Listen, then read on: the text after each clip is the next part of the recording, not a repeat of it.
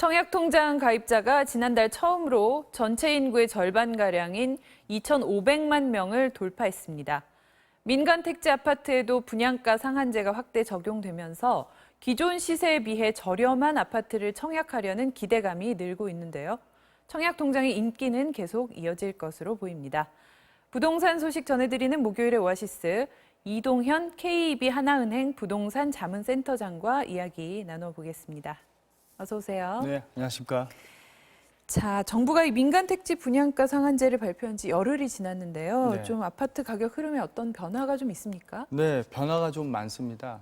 일단은 전반적으로 지금 재건축 시장이 많이 약세 현상을 보이고 있습니다. 네. 아무래도 그 추가 분담금에 대한 우려감, 그런 것들이 사업에 대한 지연을 지금 발생시킬 가능성이 높기 때문에 전반적으로 재건축 시장이 약세 흐름을 보이고 있고요. 네.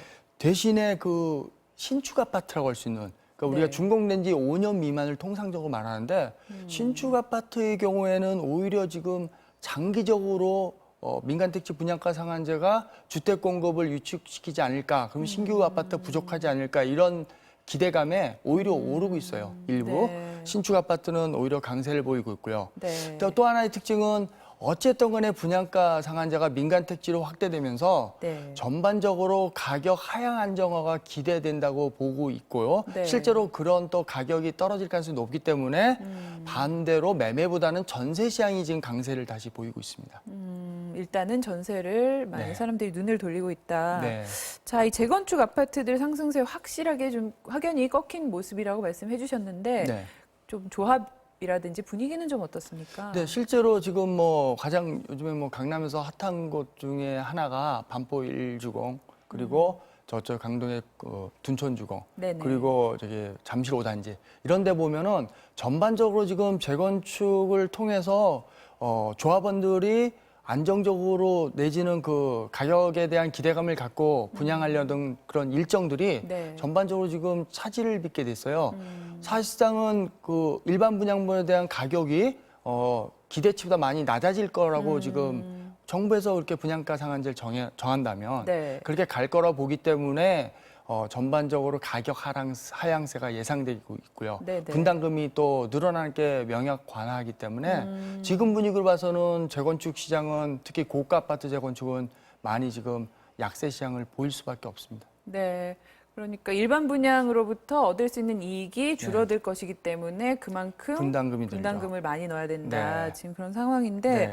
그래서 뭐 재산권 침해다 이런 주장도 계속 하고 있죠. 뭐 그거는 그렇게 나올 수 있죠, 당연히. 뭐 근데 당초에 뭐 우리가 정책으로해서 시장이 예측을 할 수 없게 다시 또 변화가 생겼기 때문에 네. 기존의 정책대로 하면은 재건축 진행을 할 수 있었는데 새로운 정책이 지금 민간 택지 분양가 상한제가 적용되면서 그게 또 입주자 모집 공고일 기준으로 잡아버리면 네네. 당연히 그 분양가가 낮아질 수밖에 없고 그러면 그게 결국 부담으로 작용할 수 있으니까 네. 그런 말이 나오는 겁니다. 네, 그러나 정부는 소급 적용 절대 아니다. 지금 네. 이런 입장이고요. 자, 정부가 빼든 이 카드가 물론 아직 시행되기는 전입니다만 네. 벌써부터 이게 집값 안정을 과연 가져올 것이냐 아니냐 이렇게 좀 의견이 엇갈리는 것 같아요. 예, 의견은 지금 앞선에 말씀드렸듯이 일단 집값 안정화에는 뭐 일단 긍정적 내지는 그렇게 갈 것 같고요. 네. 다만 아까 말했던 이제 몇 가지 이제 우려하는 것 중에 하나가 그렇다면 중장기적으로는 결국은 민간 업체들의 아파트 공급이 이제 줄어들 가능성이 높거든요. 수익 네. 창출이 잘 안 되다 보면 네. 그럼 이제 그 부분에 대해서 신규 공급에 대한 물량 감소가 좀 우려되는 부분이 있고요. 네. 또 하나는 이제 많이 나오는 말 중에 하나가 그러면 결국은 그 건설업체들은 가격을 낮춰서라도 이익을 창출하려고 보기 때문에 품질 저하에 대한 말이 간혹 나올 수 있고요. 그다음에 마지막으로 이제 로또 청약 당첨에 대해서 이거 시장이 로또로 가는 거 아니냐 이런 말이 나올 수 있습니다. 이제 거기에 대한 대책은 뭐 전매 기간을 10년까지 최대 늘리면서 네. 보완하겠다고 정부에서는 말을 해놓고 있습니다. 네, 지금 GTX 같은 경우에 신도시 네. 이 예타를 이제 다 통과를 네. 했는데 그런 식으로 좀 정부가 어떤 물량 감소에 대한 우려를 좀 불식할 수 있는 그런 부분은 없을까요? 근데 이제 아무리 뭐 교통이 개선되더라도 네. 우선적으로는 입지가 거기에는 또 여러 교통 외에 뭐 학군이라든지 기반 주거 환경이 시설. 여러 가지 복합적으로 네네. 작용합니다. 그래서 그게 꼭 지금 바로 적용되기는 쉽지 않고요. 일차적으로는 아파트가 인기 아파트가 있다 보면 그 단지 주변에 공급이 많이 돼야 되는 거거든요. 네네. 근데 그게 만약에 안 된다고 하면은 교통량 개선으로는 어느 정도는 되겠지만은 근본적인 개선점은 부족할 수 있습니다. 네. 자, 말씀해 주신 것처럼 지금 이제 청약 시장에 대한 관심이 뜨겁습니다. 이 국민 절반이 청약 통장을 보유하게 됐다. 지금 이런 기사 맞습니다. 나오고 있죠. 예, 지금 제가 요 청약 통장이 2,500만 명을 돌파했다고 했는데 네. 뭐 이렇게 살짝 한번 제가 자료를 보니까 네. 예, 운전면허증이 우리나라 3,200만 명이 어. 이렇게 되면 이제 곧 거의 운전면허증 수준을 육박하지 않을까 네, 이런 이제 네. 생각을 잠시 좀 해봤고요. 정말 국민 1인 1통장 뭐 네, 이렇게. 그렇습니다. 예, 네. 그런 분위기가 분명히 갈 것 같아요. 왜냐하면은 민간 택지 아파트에 대한 분양가 상한제로라면 이게 기존에 있는 아파트 이미 구축되어 있는 아파트에 비해서 20에서 30% 저렴하게 공급될 거라고 지금 생각하고 있고 네. 실제로 정부에서도 그렇게 추진한다고 했거든요. 네. 그러면은 그 자체가 어떻게 보면은 작게는 뭐 수천이지만 수억 이상 갈 수도 있고 그 자체가 로또가 될 수 있기 때문에 네. 그렇다면은 일단은 뭐 사람이 출생하면 이제 다 청약통장 가입하는 분위기로 갈 수 있겠습니다. 그렇다면 뭐 전 국민이 청약통장을 갖게 되는 그런 분위기가 네. 나오지 않을까. 특히 지난달에 이 가입자가 크게 늘었다고 하죠. 서울 지역 같은 경우 뭐 3배 가까이 증가했다고 하는데. 네, 바로 이런 민간 택지 아파트에 대한 분양가 상한제가 만약에 시도된다면 서울 같은데 아파트 가격도 시세 지금 서울의 아파트 가격이 상당히 좀 비싼 편이거든요. 네네. 그렇다면은 그런 점에서 일단은 저렴하게 신규 아파트, 새 아파트 받을 수 있다는 기대감이 있기 때문에 아무래도 청약통장의 그 가입자에 대한 인기는 높을 겁니다. 네. 자, 청약이 대거 몰리게 되면 그만큼 경쟁도 더 치열해질 텐데 이 가점은 어떻게 매겨지게 됩니까? 뭐 가점은 뭐 지금 크게 뭐 점수제로 우리가 매길 수밖에 없어요. 네. 예전처럼 그냥 추천만 될 일이 아니기 때문에 왜냐하면은 여러 가지 특히 이렇게 분양 아파트에 대한 실질적인 가격 인하 내지 가격 혜택 효과가 크다면은 네. 경쟁이 심할 거 아닙니까? 네. 그다음에 가점제 나올 수 있고요. 현재 우리나라에서 적용되고 있는 가점은 총 84점이에요. 네. 만점이. 네. 물론 만점 나왔다는 얘기는 아직 한 번도 못 들었는데 네. 그 만점인데 그 중에서 이제 크게 볼 수 있는 게 부양 가족 수가 가장 큰 가점 35점을 이루고 있어요. 부양 가족. 그다음에 무주택 기간이 32점. 그리고 청약 통장 가입 기간이 17점.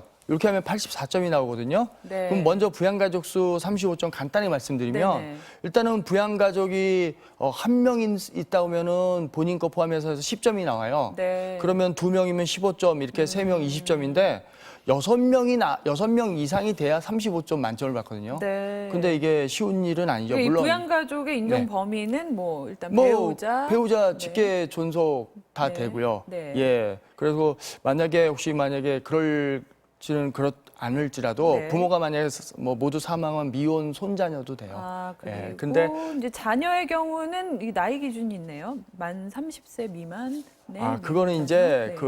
뭐냐면은 무주택에 대한 기간 산정할 때, 아, 그때는 네. 이제 유주택자처럼 인정을 안 한다는 거죠. 30세 미만의 미혼인 무주택자는. 그래서 그때는 가점이 0점이고요. 네. 그래서 이게 무주택 기간은 총 32점. 네. 그래서 예를 들어서 1년 미만이면 2점이고요. 그 다음에 1년서부터 2년 미만은 2점씩 계속 가산돼요. 네네. 그래서 15년 되면 30점이 됩니다. 그래서 총 32점이고요. 예. 그 다음에 청약통장 기간은 6개월 미만일 때 1점이고, 그 다음에 1년 미만이 2점이고, 그 다음서부터 1년 단위로 1점씩 가산돼서 최종 15년 되면 17점 만점이 나옵니다. 네. 그래서 총 17점, 그 다음에 32점, 그 다음에 부양가족 35점에서 84점이 만점이 나옵니다. 네. 자, 이런 가운데 이 청약 당첨으로 화제를 모은 인물이 있죠. 바로 조성욱 공정거래위원장 네. 후보자인데 평생 무주택으로 살다가 지난달 청량리의 50평대 신규 아파트 네. 청약에 당첨돼서 네, 맞습니다. 내 집 마련을 했어요. 네, 네.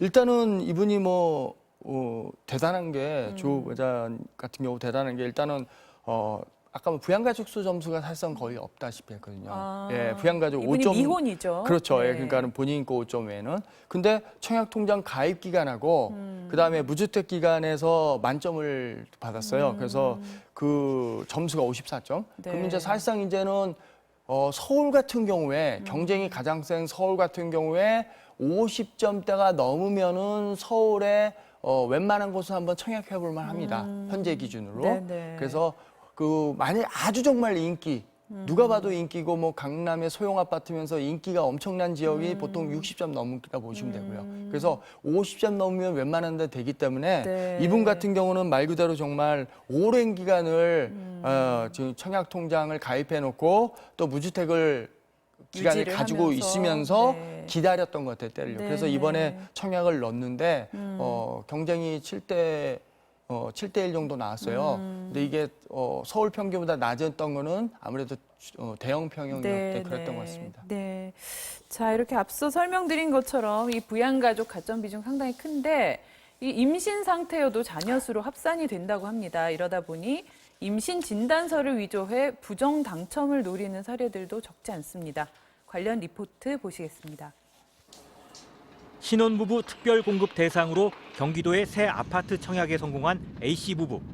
키우고 있는 아이 1명과 임신 중인 쌍둥이까지 자녀가 3명인 다자녀 부부로 인정돼서 100대 1이 넘었던 일반 분양 경쟁을 피할 수 있었습니다. 그러나 당국이 나중에 확인해 보니 쌍둥이는 태어나지 않았습니다. 임신을 하지 않고서 마치 임신을 한 것처럼 산부인과 진단서를 위조한 겁니다. 정부가 최근 2년간 분양한 282개 단지를 전수조사한 결과 임신 진단서를 제출해 당첨된 사람은 약 3,300명.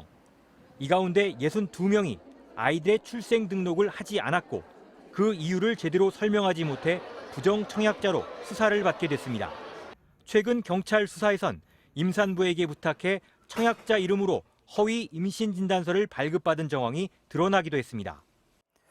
자, 이 정부 전수조사 결과 이 가짜 임신 진단서뿐만이 아니라 뭐 다자녀를 둔 사람과 위장 결혼을 하기도 하고 네. 청약 통장을 또 이렇게 남의 걸 사기도 하고 다양한 수법들이 드러났어요. 네, 이건 뭐 심각한 모럴 해저드라고 볼 수도 있고 사실 이거는 정말 엄연히 해서 범죄 행위입니다. 이거는 네.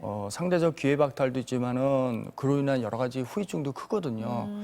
예, 부양가족수 앞서 말씀드렸다시피 점수가 5점, 그다음에 한 명 부양했듯이 배우자에서 10점 이렇게 네. 나오는데 아까 그 사례 같은 경우에는 뭐 자녀가 4명이 되다 보니까 네. 최소 뭐 30점 이상 나오지 않습니까? 그럼 거의 만점이 육박해요. 네. 그러면은 지금 아까 말했듯이 기간이라든지 무주택 기간이라든지 청약통장 기간은 그거는 채울 수 있지만 네. 부양가족수에서 사실상 승부가 갈려져요. 이건 자녀는 네. 이게 뭐 그렇죠. 마음대로 되는 게 아니기 때문에 네네네. 그래서 이런 거는 좀 심각한 것 같습니다. 그리고 이와 비슷하게 부양가족 수 늘리려고 거짓 입양을 하거나 또 그로 인해서 네. 또 파양까지 해서 문제된 게 언론에서도 종종 네, 나오고 있고요. 네. 그리고 아까 말씀 뭐 그런 자격에 대한 청약 통장을 거래한다든지 이런 것들에 대한 좀 합리적인 단속이나 또 거기에 따른 그 제재가 좀 강화돼야 될 것 같아요. 네. 그래서 이렇게 해서 만약에 불법적으로 받았다고 하면 그 이상의 피해가 있다는 거를 손해가 발생한다는 인식하게 된다면 그러니까 지금은 당첨 취소 뭐 이렇게 예, 벌금 뭐 되는데 일부 내더라도 네네. 그 정도라고 하면은 이제 앞으로는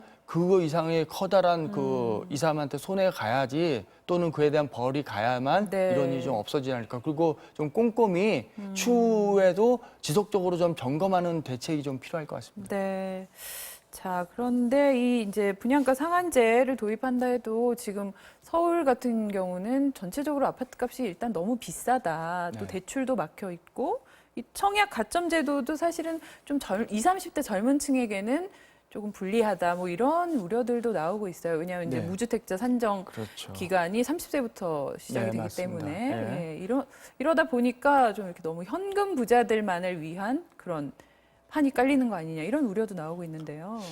특히 그 고가의 강남 아파트 같은 경우는 9억 원이 넘으면은 그 분양 보증이 안 되기 때문에 사실상 그 대출이 안 나간다고 네, 봐야 돼요. 예, 그러면 9억 원 이상의 아파트에서는 허가에서 대출에 대한 그 보증이 안 나갑니다. 그러면 결국은 돈 있는 현금 있는 사람이 많이 그 참여를 할 수 있는 분위기거든요.